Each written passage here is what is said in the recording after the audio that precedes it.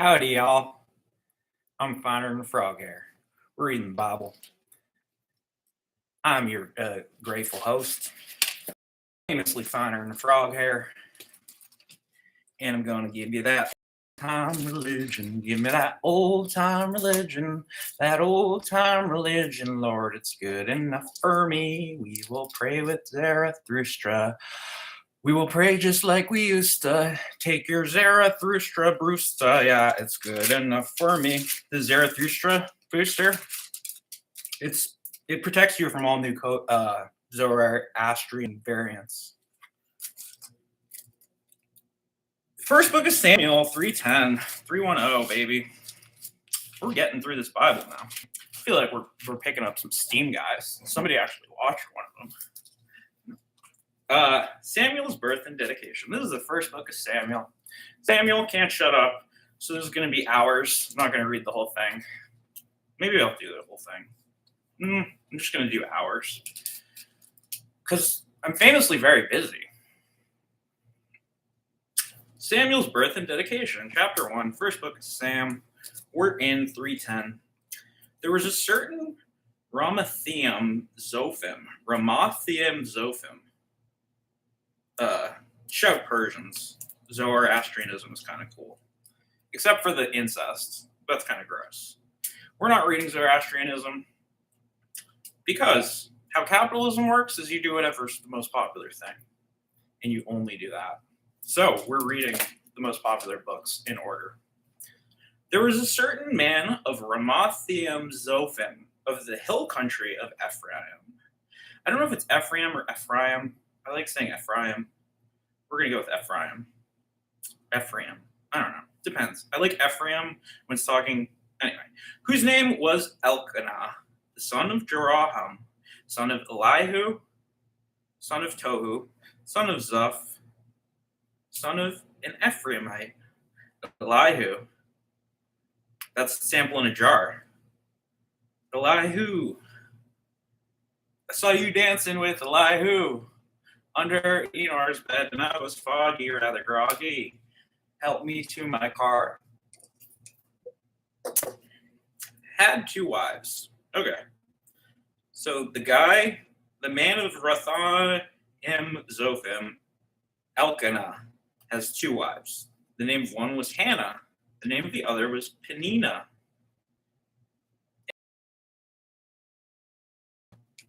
Now this man was a city to worship and to sacrifice to the Lord of Hello, where the 2 sons of Eli, Hophni and Phinehas, were priests of the Lord. On the day when Elkanah sacrificed, I wonder what she sacrificed. He would give portions to Peninnah, his wife, and to all her sons and daughters. And although he loved Hannah, he would give Hannah only 1 portion because the Lord had closed her womb. That's a bummer. She's already infertile, and you're giving her less. This is mean. That's a mean move. You son of Elihu, Elkanah. Her rival used. So he has 2 wives, and they're fighting with each other. Who's the wife? And he likes the fertile one. Her rival used to provoke her sorely, to irritate her, because the Lord had closed her womb. So it went on year by year. As often as she went up to the house of the Lord, she used to provoke her. Therefore Hannah wept and would not eat. And Elkanah, her husband, said to Hannah, "Why do you weep? Why do you not eat? Why is your heart sad? Am I not more to you than 10 sons?" You're telling the woman who can't have kids that you like less. Am I not worth more to you than you being able to have 10 kids? It's like you don't even give her a full portion, Elkanah. After they had eaten and drunk in Shiloh, Hannah rose. Now Eli, the priest, was sitting on the seat beside the doorpost of the temple of the Lord. She was deeply distressed and prayed to the Lord and wept bitterly. And she vowed a vow and said, "O Lord of hosts, if thou wilt indeed look on the affliction of thy maidservant and remember me, and not forget thy maidservant, but wilt give to thy maidservant a son, and I will give him to the Lord all the days of his life, and no razor shall touch his head. As she continued praying before the Lord, Eli observed her mouth. Hannah was speaking in her heart. Only her lips moved. Only her lips moved, and her voice was not heard. Therefore, Eli took her to be a drunken woman. Yeah, what's up, Hannah? Only speaking in your heart and moving your lips, but not making any noise? You must be a drunken woman. I see where Eli's coming from. Eli said to her, How long will you be drunken? Put away your wine from you. But Hannah answered, No, my lord, I'm a woman sorely troubled. I have drunk neither wine nor strong drink, but I have been pouring out my soul before the Lord. Do not regard your maidservant as a base woman, for all that I've been speaking out of my great anxiety and vexation. All that I've been speaking out of my great. Okay, so she's speaking because she's anxious and vexed. Eli answered, Go in peace, and the God of Israel may grant your petition which you have made to him. And she said, Let your maidservant find favor in your eyes. Then the woman went her way and ate, and her countenance was no longer sad. They rose early in the morning and worshipped before the Lord. Then they went back to their house at Ramah, and Elkanah knew Hannah, his wife, one of his wives, and the Lord remembered her. And in due time, Hannah conceived and bore a son. She called his name Samuel, for she said, I have asked him of the Lord. And Elkanah, the man Elkanah, all his house went up to offer to the Lord the yearly sacrifice and pay his vow. But Hannah did not go up, for she said to her husband, As soon as the child is weaned, I will bring him, that he may appear in the presence of the Lord, and abide there forever. Elkanah, her husband, said to her, Do what seems best to you. Wait until you have weaned him. Only may the Lord establish his word. So the woman remained and nursed her son until she weaned him. And when she weaned him, she took him up with her, along with a 3-year-old bull, an ephah of flour, and a skin of wine, and she brought him to the house of the Lord at Shiloh. And the child was young. Then they slew the bull, and they brought the child to Eli. And she said, O my Lord, as you live, my Lord, I am a woman who's standing here in your presence, praying to the Lord. For this child I prayed, and the Lord has granted me my petition, which I made to him. Therefore I've lent him to the Lord. As long as he lives, he is lent to the Lord, and they worship the Lord there. So that's why Samuel gets to write a book, because he's a miracle child that she prayed for. Hannah's prayer. What did she pray for? Hannah also prayed and said, My heart exults in the Lord. My strength is exalted in the Lord. My mouth derides my enemies because I rejoice in thy salvation. There is none holy like the Lord. There is none besides thee. There is no rock like our God.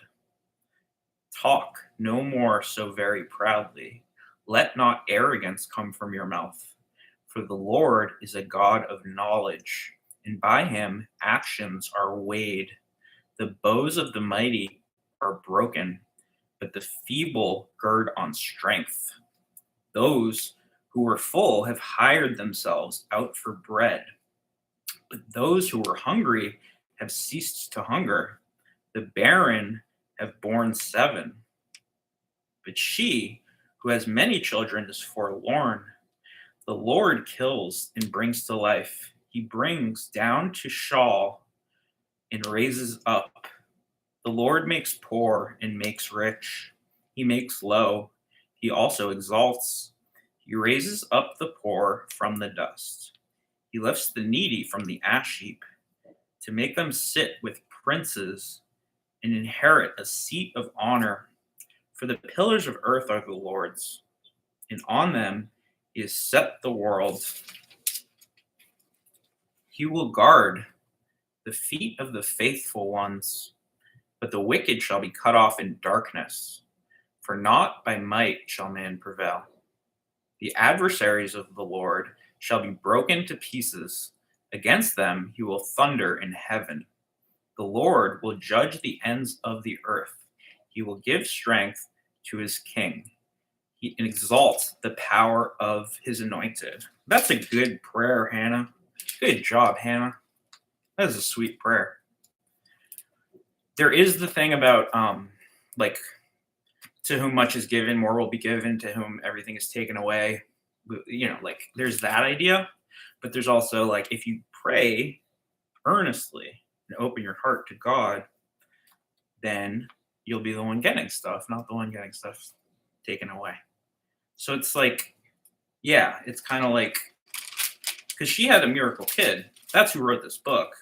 Maybe that's just Sam being like, yeah, I'm a miracle. Samuel, he wrote this book. So of course he thinks he's a miracle. I need a miracle every day. That's why I'm doing this. Then Elkanah went home to Ramah, and the boy ministered to the Lord in the presence of Eli the priest. This is Eli's wicked sons. Eli's sons suck. Now the sons of Eli were worthless men. See? They had no regard for the Lord. Fuck you, sons of Eli. The Lord made you. The Lord custom of the priests with the people was that when any man offered sacrifice, the priest's servant would come while the meat was boiling with a three-pronged fork in his hand. He would thrust it into the pan or kettle or cauldron or pot. All that the fork brought up the priest would take for himself. So they're cooking meat in kettles or cauldrons. Cauldrons sounds fun. We don't want to get too witchy, though. We're going to get burned alive if we do. So they did at Shiloh to all the Israelites who came up there. Okay.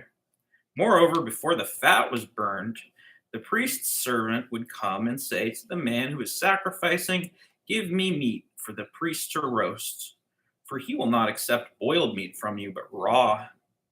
And if the man said to him, "Let me burn the fat first, and then you may take as you wish," he would say, "No, you must give it now. If not, I will take it by force." Priest is going to steal your meat, guys. Thus, the sin of the young men was very great in the sight of the Lord, for the men treated the offering of the Lord with contempt. So they were pissed. I don't know. I guess they wanted to burn the fat first, and he's like, "No, give me raw." Maybe he's eating like steak tartare. Maybe he's like a Frenchman or like a sashimi guy. Is Eli Japanese?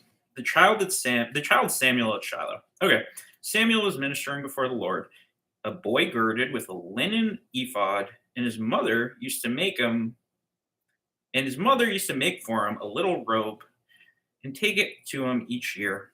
And she went up with her husband to offer the yearly sacrifice. Then Eli would bless Elkanah and his wife and say to the Lord give you children by this woman for the loan which she lent to the Lord. So then they would return to their home. And the Lord visited Hannah, and she conceived and bore 3 sons and 2 daughters. And the boy Samuel grew up in the presence of the Lord. Prophecy against Eli's household. Now Eli was very old, and he heard that all of his sons were doing in Israel, how they lay with women who served at the entrance to the tent of the meeting. And he said to them, "Why do you do such things?" I mean, come on, Eli. We know why you do such things. That sounds awesome. Lay with women at the tent of the meeting? Dude, isn't that the dream, Eli? Come on. Don't be naive. Anyway, why do you do such things? For I hear your evil dealings from all the people. No, my sons, it is no good that I hear the people of the Lord spreading abroad. If a man sins against a man, God will mediate for him.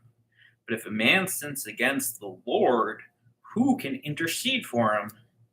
But they would not listen to the voice of their father, for it was the will of the Lord to slay them. So Eli's a good dude, but he's old and his kids suck. So God's going to kill him.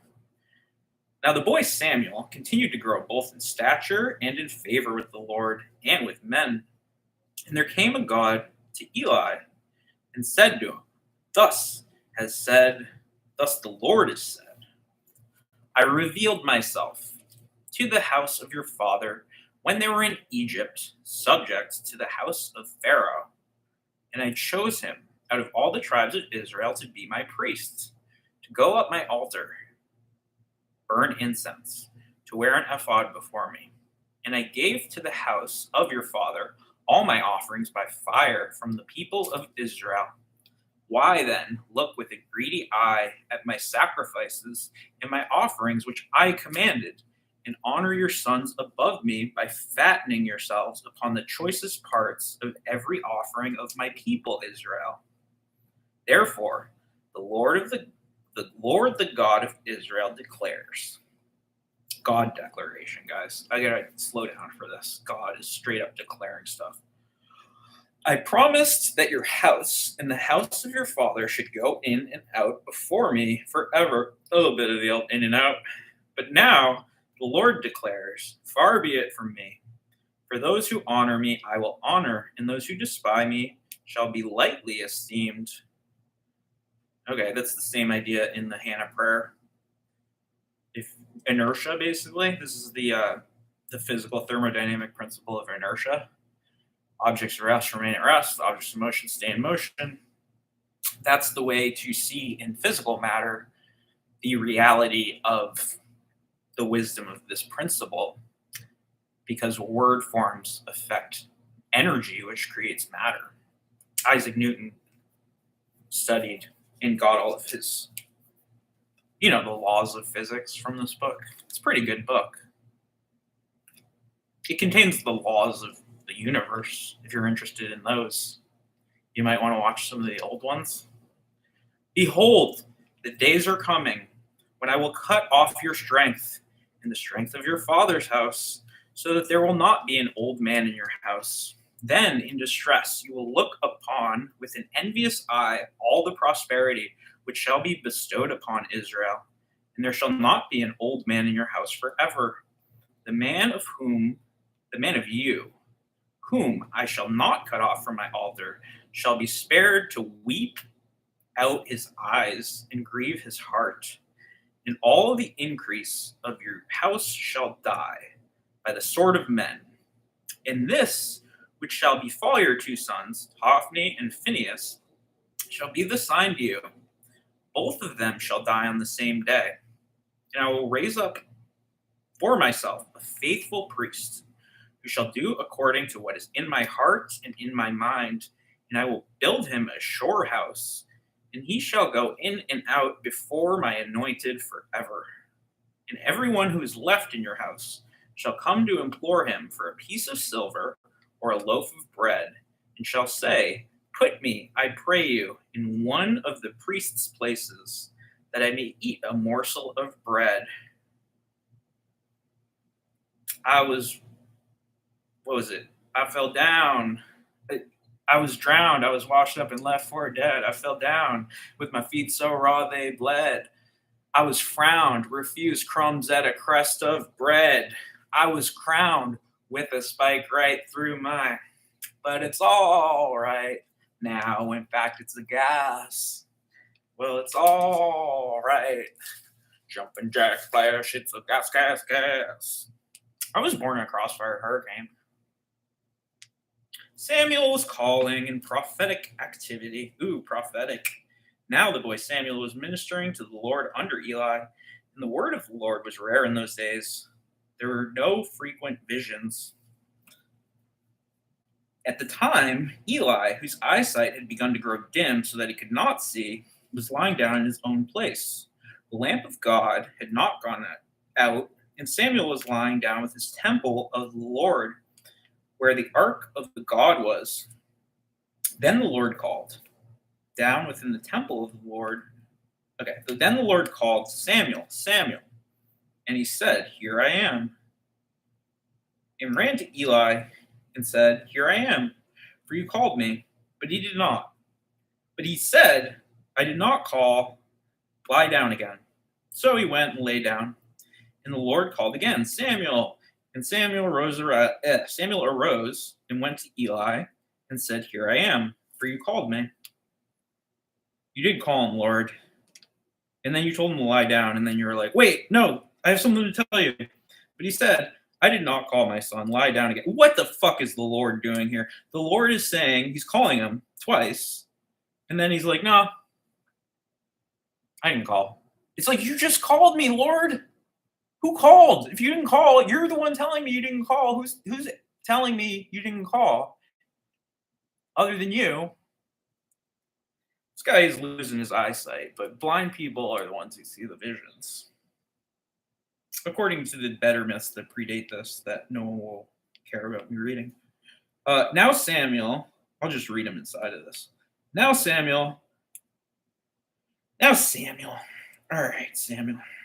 The word of the Lord hasn't been revealed to you yet, Samuel. I'll forgive you. But he said, I did not call my son, lie down again. Now Samuel did not yet know the Lord. The word of the Lord had not been revealed to him yet. And the Lord called Samuel.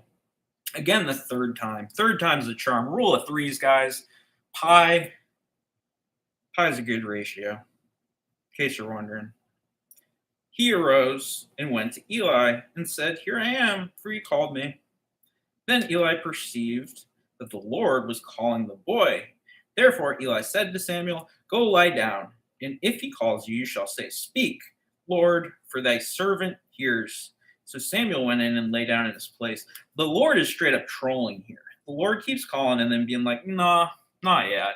Go back to sleep. Nobody cares. Or you don't care. You don't know me yet, Lord. That's why maybe he's not telling him, because he doesn't know that it's Lord. And the Lord came and stood forth, calling as at other times, Samuel, Samuel. And Samuel said, Speak, for thy servant hears. Then the Lord said to Samuel, Behold, I'm about to do a thing in Israel. I'm about to do a thing. That's interesting. At which the two ears of everyone that hears it will tingle. On that day, I will fulfill against Eli all that I've spoken concerning his house from beginning to end. And I tell him that I am about to punish his house forever for the iniquity which he knew, because his sons were blaspheming God. And he did not restrain. Yeah, his sons are pretty gross. He didn't restrain him from. So he's punishing him because his sons suck. He didn't restrain them from blaspheming God. So he's guilty. Partially, he's like negligent or whatever. It's the fact that he didn't teach them not to do that means it's kind of his fault in the sight of the Lord. Therefore, I swear to the house of Eli that the iniquity of Eli's house shall not be expiated by the sacrifice or offering forever. Expiated, I think, means speeds up. Just because of what the root word means, but I'll look it up to make sure. I've never used that verb. But expedite, expedient, Samuel lay until morning. Then they opened the doors of the house of the Lord, and Samuel was afraid to tell Eli the vision. But Eli called Samuel and said, Samuel, the vision says that Eli's sons are going to be slaved by the Lord, and Eli's negligent father is responsible for his sons being troglodyte sinners. But Eli called Samuel and said, Samuel, my son. And he said, Here I am. And Eli said, What was it that he told you? Do not hide it from me. May God do so to you, and more also, if you hide anything from me of all that he told you. So Samuel told him everything and hid nothing from him. And he said, It is the Lord. Let him do what seems good to him. And Samuel grew, and the Lord was with him, and let none of his words fall to the ground. And all Israel, from Dan to Beersheba, knew that Samuel was established as a prophet of the Lord. And the Lord appeared again at Shiloh, for the Lord revealed himself to Samuel at Shiloh by the word of the Lord. Chapter 4. And the word of Samuel came to all Israel. The ark of God. We got to capture the God ark.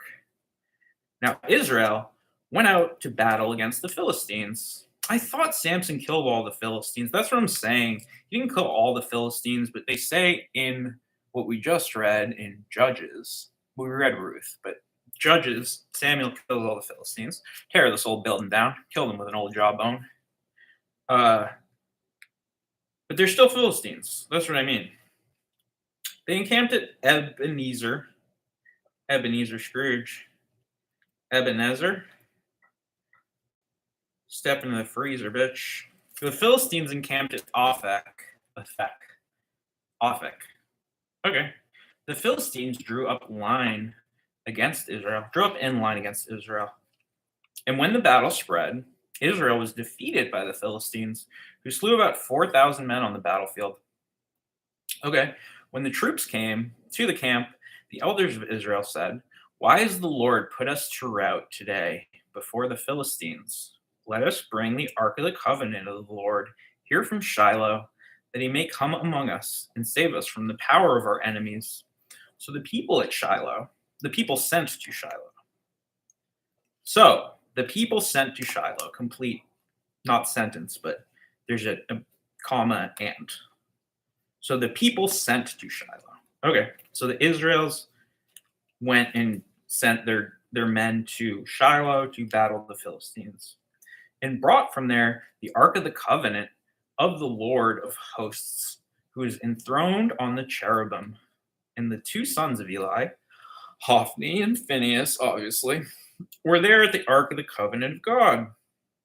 When the ark of the covenant of the Lord came into the camp, all Israel gave a mighty shout, so that the earth resounded. I wonder if this is the tabernacle. I think this is the same thing as the tabernacle. And when the Philistines heard the noise of the shouting, they said, "What does this great shouting in the camp of the Hebrews mean?" And when the Lord learned that the ark of the Lord had come up to the camp, the Philistines were afraid, for they said, "A god has come into the camp." And they said, "Woe to us, for nothing like this has happened before. Woe to us! Who can deliver us from the power of these mighty gods? These are the gods who smote the Egyptians with every sort of plague of these wilderness." In the wilderness. Okay. Who can deliver us from the power of these mighty gods? These are the gods who smote the Egyptians with every sort of plague in the wilderness. That's the same God. I thought that was the one God. But they say the gods. Maybe this is the non-believers, or maybe they're talking about different aspects of God. Like they're talking about, the God of Moses, the God of Aaron, the God of Ezekiel, the God of Abraham and Isaac, not Ezekiel. That's later, guys. Spoiler. There's a guy named Ezekiel. "Take courage and acquit yourselves like men, O Philistines, lest you become slaves to the Hebrews as they have been to you. Acquit yourselves like men and fight." Every reaction has an equal and opposite reaction. Again, a physical principle that you can derive if you understand how to interpret this text as a logical, numeric, then literal transcription of a truth. People like stories, so you have to pretend. You can't just write a math equation. Nobody will figure out what it is because they don't understand. So the Philistines fought, and Israel was defeated, and they fled every man to his home. And there was a very great slaughter, for there fell of Israel 30,000 foot soldiers. And the ark of God was captured, and the two sons of Eli, Hophni and Phinehas, were slain. He did say he was going to do that. Now he's going to kill Eli, because Eli raised these horrible kids. So he has to kill all of them. A man of Benjamin ran from the battle line, came to Shiloh the same day, with his clothes rent, and with his earth upon his head. That's a really cool sentence. With his clothes rent and with earth upon his head. I just like that as a sentence. So he's in his borrowed clothes with the world on his head. When he arrived, Eli was sitting upon his seat by the road, watching, for his heart trembled for the ark of God. And when the man came into the city, told the news, all the city cried out. When Eli heard the sound of the outcry, he said, "What is this uproar? Pipe down, Hubert. What are you yelling about, guys?" They did see the Ark of the Covenant.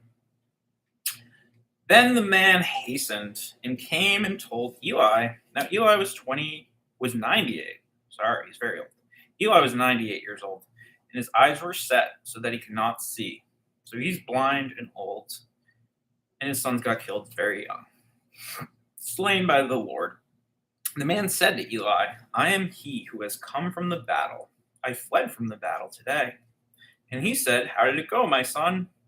He who brought the tidings answered and said, "Israel has fled before the Philistines. There's also been a great slaughter among your people. Your two sons also, Hophni and Phinehas, are dead, and the ark of God has been captured." I like that he started with he who brought tidings and said, "Israel fled. Oh, also your kids are dead. Also the ark of God is captured." You know, I would open with that. If you're telling somebody that their two sons are dead, it's like, well, this stuff happened in the battle. Oh yeah, your kids are dead. Also, they stole the most important thing in the universe. Maybe he's doing like a compliment sandwich, guys. That's what I learned about how to express criticism from YouTube videos that were very helpful. If you're going to say something that you actually mean, first you have to put a qualifier before and after it, because people are so fucking oversensitive that they can't handle what you actually think. You have to be like, "You're amazing. Also, your kids are dead. You're really good, though." You mentioned the Ark of God. Eli fell over backward from his seat by the side of the gate, and his neck was broken, and he died, for he was an old man and heavy. He had judged Israel 40 years. So, he tells them, "Your kids are dead. The Ark of God is captured." He, falls over in shock, like, "Oh my," falls out of his chair, snaps his neck. Eli's. That's quite a way to go. Anyway, he was judging Israel for 40 years. Shout Eli and his dead sons. Now his daughter-in-law, wife of Phinehas, was with child, about to give birth. And when she heard the tidings of the ark was captured, that her father-in-law and husband were dead, she bowed and gave birth, for her pains came upon her. And about the time of her death, the woman attending to her said, "Fear not, for you have borne a son." But she did not answer or give heed. And she named the child Ichabod, saying, "The glory has departed from Israel," because the ark of God had been captured, because the father-in-law and her husband. And she said, "The glory has departed from Israel, for the ark of God has been captured." Is she laying dying? Anyway, she has a kid, Ichabod. Shout Sleepy Hollow. This guy is ahead. Philistines in the ark. When the Philistines captured the ark of God, I wonder what the Philistines even want to do with the ark of God. What are they don't even. Okay, they carried it over to Ebenezer and to Ashdod, and the Philistines took the ark of God, brought it into the house of Dagon, set it up besides Dagon. And when the people of Ashdod rose early the next day, behold, Dagon had fallen face downward on the ground before the ark of the Lord. So they took Dagon and put him back in his place. Get back in your place, Dagon. When they rose early on the next morning, behold, Dagon had fallen face downward on the ground before the ark of the Lord, and the head of Dagon and both his hands were lying cut off upon the threshold. Only the trunk of Dagon was left to him. Okay, so Dagon had fallen face downward before the ark. The head and his hands were cut off. Only the trunk. So I think this is his bloody torso. And I think him just being in the presence of the ark of the Lord, because he's not a man of God, his hands and head, he was decapitated and his hands were cut off. And he just lies a bloody stump in front of the ark of God. Pretty cool ark, you ask me. This is why the priests of Dagon and all who enter the house of Dagon do not tread on the threshold of Dagon in Ashdod to this day. Don't tread on that. Tread on the thread, the threshing floor. The hand of the Lord was heavy upon the people of Ashdod, and he terrified and afflicted them with tumors, both Ashdod and its territory. So there's land tumors. When the men of Ashdod saw how things were, they said, "The ark of the God of Israel must not remain with us, for his hand is heavy upon us and upon Dagon, our God." Yeah, obviously, there's tumors all over the place, and the guy who went near the ark had his head and hands chopped off and is a bloody torso. I wouldn't want to keep that around. I don't know why you stole the thing, Philistines. Why are you stealing the God ark? So they sent and gathered together all the lords of the Philistines. The Philistines have different gods. They're calling Dagon their god, but they have many other gods. And said, "What shall we do with the ark of the God of Israel?" They answered, "Let the ark of the God of Israel be brought around to Gath." Gath. It's a little Boston. Gath. It's like how people in Boston would say Garth. So they brought the ark of God of Israel there. Okay, they brought the ark of the God of Israel there. After they had brought it around, the hand of the Lord was against the city, causing a very great panic. And he afflicted the men of the city, both young and old, so that tumors broke out upon them. So they sent the ark of God to Ekron. When the ark of God came to Ekron, the people of Ekron cried out, "They have brought around to us the ark of the God of Israel to slay us and our people." They have sent, therefore, and gathered together all the lords of the Philistines and said, "Send away the ark of the God of Israel and let it return to its own place, that it may not slay us and our people." For there was a deathly panic throughout the whole city. The hand of the God was very heavy there. The hand of God. This is the home team God here, not Dagon. It was heavy there. Yeah, decapitating fools. The men who did not die were stricken with tumors, and the cry of the city went up to heaven. Showed Indiana Jones. Ark returned to Israel. Yeah, it was a bad move stealing the God Ark. Stupid Philistines. Philistines are consistently very lame in this book. Not a big fan of Philistines. The ark of the Lord was in the country of the Philistines 7 months. And the Philistines called for the priests and the diviners, I think is how you pronounce that, and said, "What shall we do with the ark of the Lord? Tell us what we shall send it to its place." Tell us with what we shall send it to its place. So how are we going to deliver the ark of the Lord back to Israel? Because we stole it and everybody's got tumors now. So we're gonna try to unsteal it. They said, "If you send away the ark of the God of Israel, do not send it empty, but by all means return him a guilt offering. Then you will be healed, and it will be known of you why his hand does not turn away from you." And they said, "What is the guilt offering that we shall return to him?" They answered, 5 golden tumors. Golden tumors. That's a weird offering. Golden tumors. And 5 golden mice. That's also a weird offering, but I'm still on the gold tumors. That's just as strange. According to the number of the lords of the Philistines. For the same plague was upon all of you and upon your lords.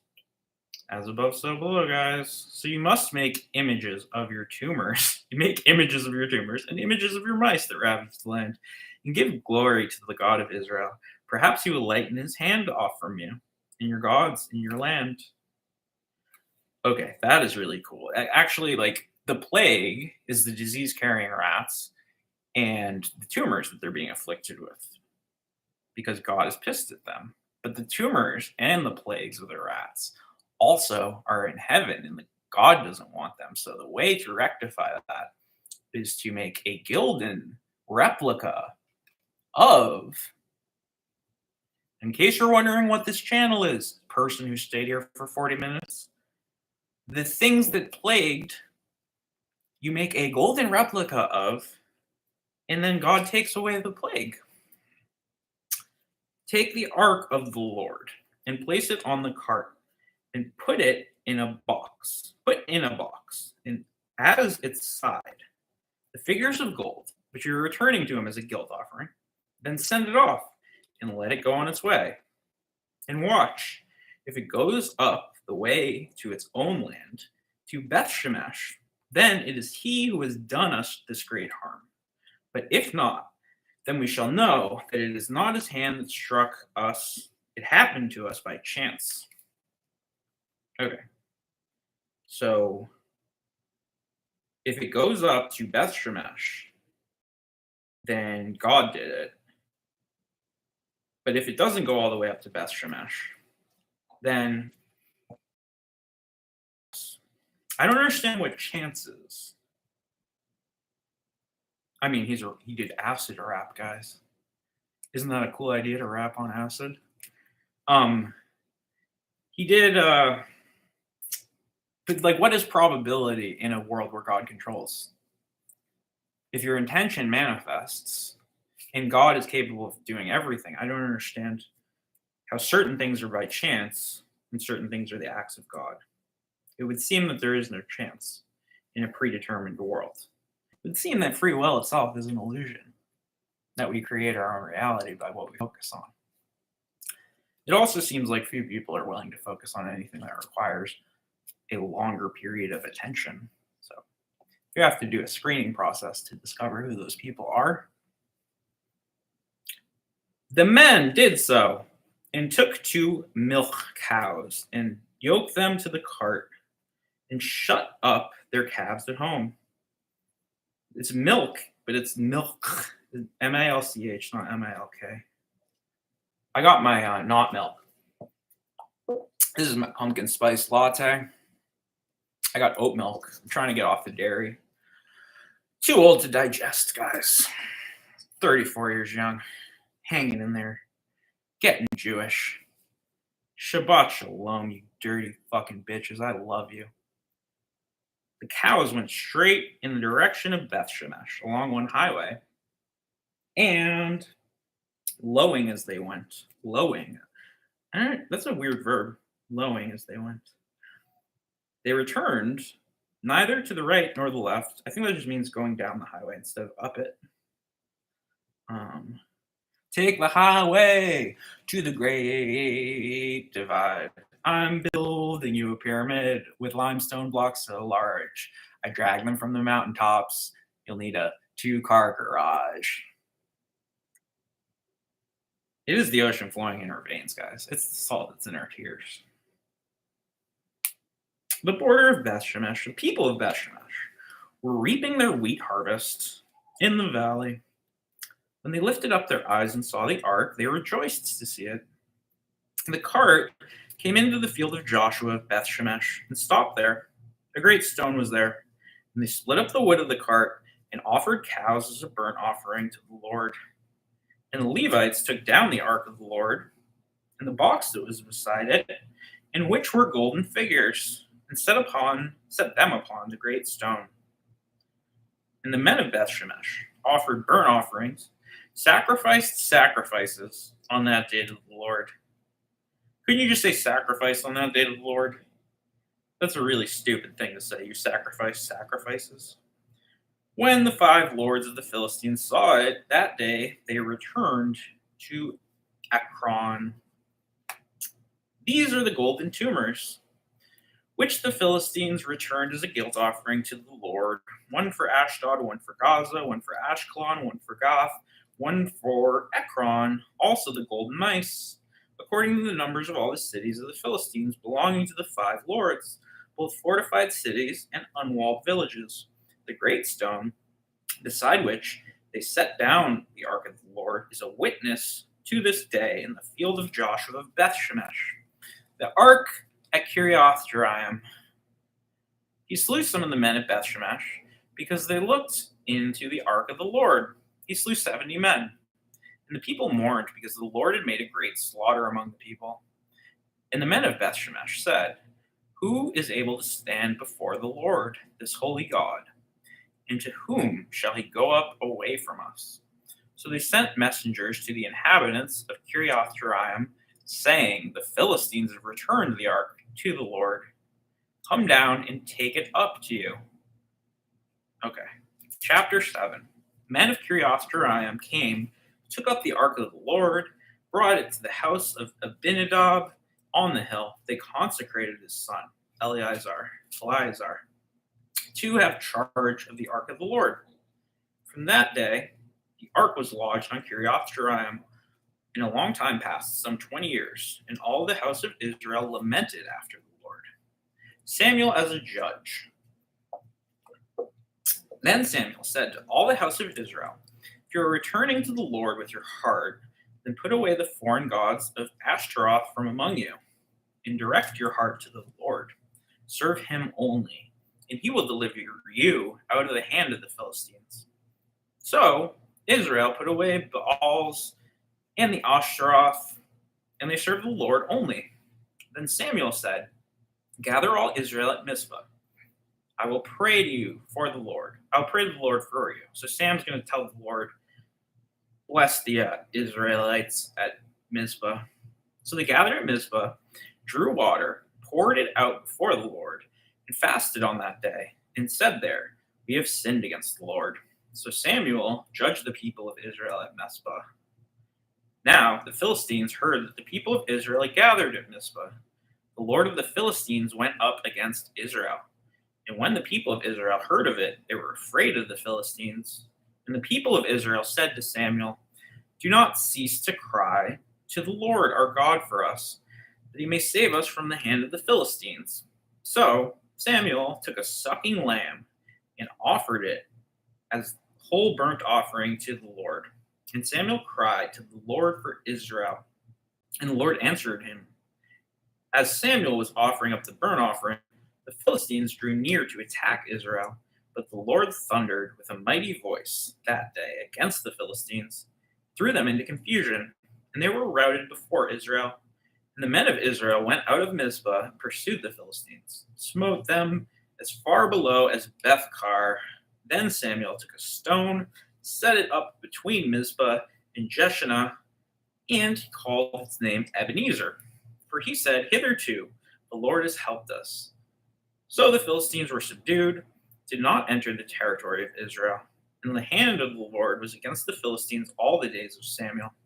The cities which the Philistines had taken from Israel were restored to Israel, from Ekron to Goth, and Israel rescued their territory from the hand of the Philistines.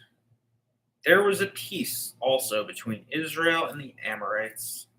Samuel judged Israel all the days of his life, and he went on a circuit year by year to Bethel, Gilgal, Mizpah, and judged all these places, Israel and all these places. He's going on tour, guys. He's going to Bethel, Mizpah, Gilgal. It's a circuit. This guy's a circuit speaker. Samuel, going around judging all the places. Shout Samuel. Then he would come back to Ramah, laying him a ding-dong, for his home was there. He lives in Ramah.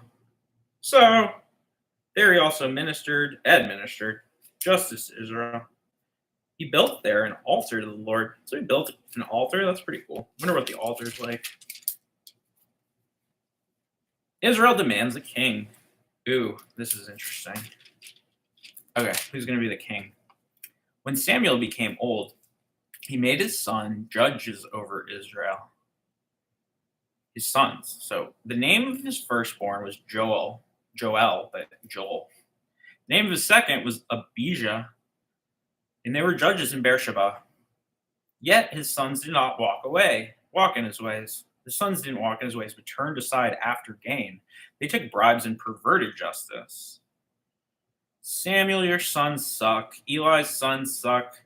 I think being a good person skips a generation. Kind of. It's a recessive genetic trait. actual integrity. Doesn't look too good for the people that grew up. We're not going to do that. We're reading the Bible now. Then all the elders of Israel gathered together and came to Samuel at Ramah, said to him, "Behold, you are old, and your sons do not walk in your ways. Now appoint for us a king to govern like all nations."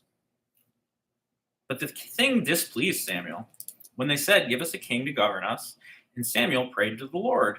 And the Lord said to Samuel, "Hearken to the voice of the people in all that they say to you, for they have not rejected you, but they have rejected me from being king over them, according to all the deeds which they have done to me from the day I brought them out of Egypt, even to this day, forsaking me and serving other gods. So they are also doing to you. Now then, hearken their voice. You shall solemnly warn them and show them the ways of the king who shall reign over them." Okay, that's awesome. God is saying, Samuel's praying, and he's saying, my sons suck. They're not keeping any of the rules from you, because you're the King of Kings, the highest high, the superlative. You are the quintessence of what is right and good, the highest good you can aim for. That's what God definitionally is. And they're not holding to that. So I am the king. And until they know that I'm the King of Kings, they don't get a king. They get punished. Otherwise, there's an eternal regress and there's no values and everything is relativism and anarchy. And it's very unpleasant to exist there. So God, I like this passage. I've never read it before, but that's a really cool idea. Samuel's saying there's nobody to rule because these people suck. And God is saying, yeah, so they don't get a ruler because I know they suck. And until they realize I'm the king, I'm going to fucking serve them because I'm God. I'm lousy with plagues, guys. I'm God. So Samuel told all the words of the Lord to the people who were asking a king from him. He said, "These will be the ways of the king who will reign over you. He will take your sons and appoint them to his chariots and to be his horsemen, to run before his chariots. And he will appoint for himself commanders of thousands, commanders of 50s, some to plow the ground and reap his harvest, and to make implements of war and the equipment of his chariots. He will take your daughters to be perfumers, cooks, and bakers." Follow my recipes, guys. Buy my seasonal fragrance line. We're working on a winter scent that is to die. Shoot me an email. "He will take a tenth of your grain and of your vineyards and give it to his officers and his servants. He will take your men servants and your maid servants and the best of your cattle and your asses and put them to work." You're going to put your ass to work, guys. He's taking the best cattle, your favorite cows. "He will take a tenth of your flocks, and you shall be his slaves. And in that day, you will cry out because your king whom you've chosen for yourselves. But the Lord will not answer you in that day." The Lord's like, sorry, guys. I told you. Israel's request for a king granted. But the people refused to listen to the voice of Samuel. They said, "No, but we will have a king over us, that we may also be like all the nations, that our king may govern us and go out before us and fight our battles." And when Samuel had heard all the words of the people, he repeated them in the ears of the Lord. And the Lord said to Samuel, "Hearken to their voice and make them a king." Samuel then said to the men of Israel, "Go every man to his city." Find a city. Find yourself a city too. A lot of ghosts. A lot of houses. Saul chosen to be king. King Saul. There was a man of Benjamin who was Kish, son of Abiel, son of Zeror, son of Bechorath, son of Aphiah, a Benjaminite, man of wealth. He had a son whose name was Saul, a handsome young man. There was not a man among the people of Israel more handsome than he. From his shoulders upward, he was taller than any of the people. Ooh, we got tall, slim, and fucking handsome. Saul. Now the asses of Kish, Saul's father, were lost. So Kish said to Saul his son, "Take one of your servants with you and arise and go look for the asses." And they passed through the hill country of Ephraim, passed through the land of Shalishah. They did not find them. Where are these asses? They passed through the land of Sha'alim. They were not there. Then they passed through the land of Benjamin, but did not find them. When they went to the land of Zuph, Saul said to his servant who was with him, "Come, let us go back, lest my father cease to care about the asses and become anxious about us." But he said to him, "Behold, there is a man of God in this city. He is a man that is held in honor. All that he says comes true. So let us go there. Perhaps he can tell us about the journey on which we've set out." Then Saul to his servant, "But if we go, what can we bring the man? For bread in our sacks is gone. There is no present to bring the man of God. What have we?" The servant answered Saul again, "Here I have with me the fourth part of a shekel of silver. I will give it to the man of God to tell us our way." Formerly in Israel, when a man went to inquire of God, he said, "Come and let us go to the seer." For he who is now called a prophet was formerly called a seer. And Saul said to his servant, "Well, come, let us go." They went to a city where the man of God was. As they went up to the hill, to the city, they met young maidens coming to draw water, and said to them, "Is the seer here?" They said, "He is. Behold, he is just ahead of you. Make haste. He has come just now to the city. Because the people have a sacrifice today on the high place. As soon as you enter the city, you'll find him, before he goes up to the high place to eat.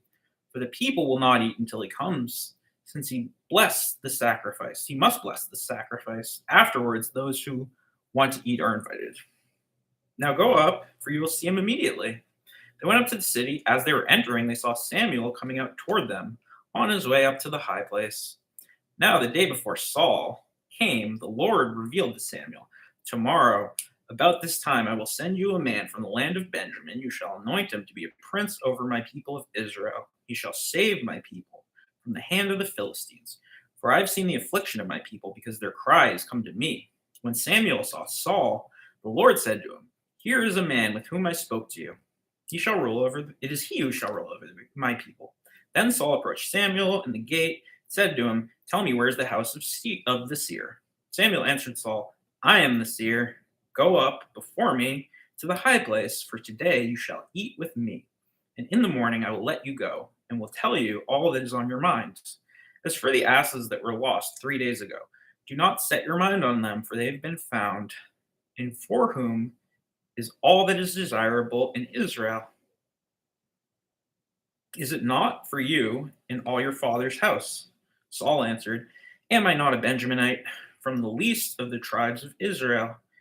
Is it not my family, the humblest of them, the families of the tribes of Benjamin? Why then have you spoken to me this way? Hey, Benjamin, if you're bragging that you're the most humble, it's kind of self-defeating. Just a tip. My family is the humblest of all the families." You don't use superlatives in humility unless you're God, and then your name is a humility superlative. Inherently paradoxical ideas, guys. Anybody still here?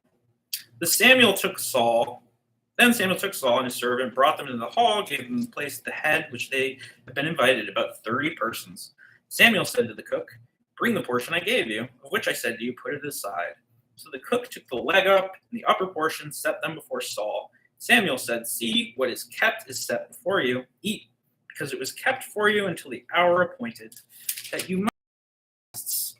So Saul ate with Samuel that day. And when the roof came down from the high place into the city, a bed was spread for Saul upon the roof, and he lay down to sleep. Then at the break of dawn, Samuel called Saul upon the roof, "Up, that I may send you on your way." So Saul arose, and both he and Samuel went out into the street. Samuel anoints Saul. As they were going to the outskirts of the city, Samuel said to Saul, "Tell the servant to pass on before us. When he has passed on, stop here yourself for a while, that I may make you know the word of God." So we're getting a king, or at least a prince. His name's Saul. He's going to be in charge for the rest of the first book of Samuel, guys. God bless. Have a wonderful day. It's so good to see you. Father, Son, Holy Spirit, bitch. Suck my balls.